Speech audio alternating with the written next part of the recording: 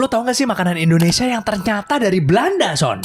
Beberapa dari makanan ini mungkin kita udah tahu gitu ya. Jadi gue bakal ceritain mulai dari yang paling umum sampai ke yang paling jarang orang tahu. Yang pertama ada pastel dan kroket, Son. Atau kalau di bahasa Belandanya itu adalah pastei dan kroketen. Sebelumnya saya mohon maaf ke Coach Yasin ya kalau saya salah ngomong bahasa Belandanya gitu ya. Mohon maaf saya. Jadi makanan ini itu dulu disajikan di pesta-pesta elit Belanda. Jadi kalau Anda bukan elit, pasti susah mau makan ini. Sampai akhirnya pastei dan kroketen itu dibuat versi Indonesianya. Apa bedanya?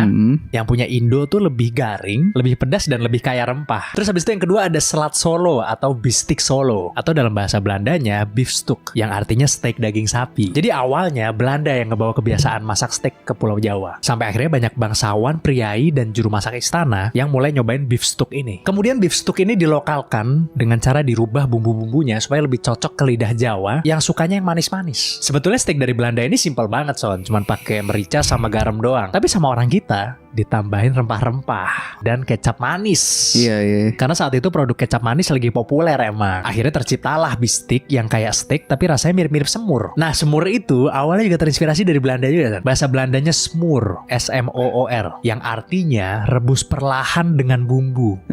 Sama. Semurnya Belanda ini biasanya berupa daging atau sayuran yang direbus perlahan dengan tomat, bawang, dan sedikit bumbu.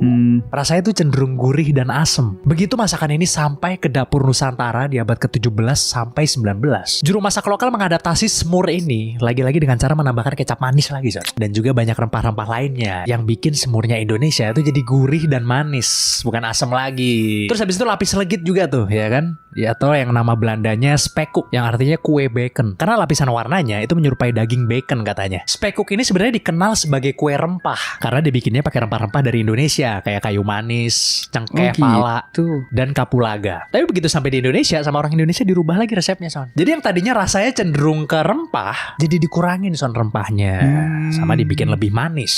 Terus dibikin juga jadi lebih lembut dan beraroma mentega yang kuat. Terus habis itu tiap lapisannya juga dibikin lebih tipis daripada spekuk. Jadi bisa dibilang lebih susah sih bikinnya, karena kan harus manggang terus kan tiap lapisan kan. Iyalah. Manggang keluarin ya kan. Terus ada juga klaper tart, Son, yang artinya kue kelapa. Jadi teknik pembuatan dessert ini tuh diambil dari Belanda pas mereka lagi di Manado, yang kemudian dikreasikan dengan bahan lokal, Son, seperti kelapa muda yang waktu itu stoknya melimpah ruah di Manado, custard, kismis, kenari, dan dikasih taburan kayu manis, Son, di atasnya biar masih ala-ala masakan Eropa gitu. Makanan ini kemudian jadi digemari oleh warga Manado yang sekarang jadi salah satu makanan kebanggaan kita semua. Gimana? Ada lagi nggak yang ketinggalan? Tulis di komen.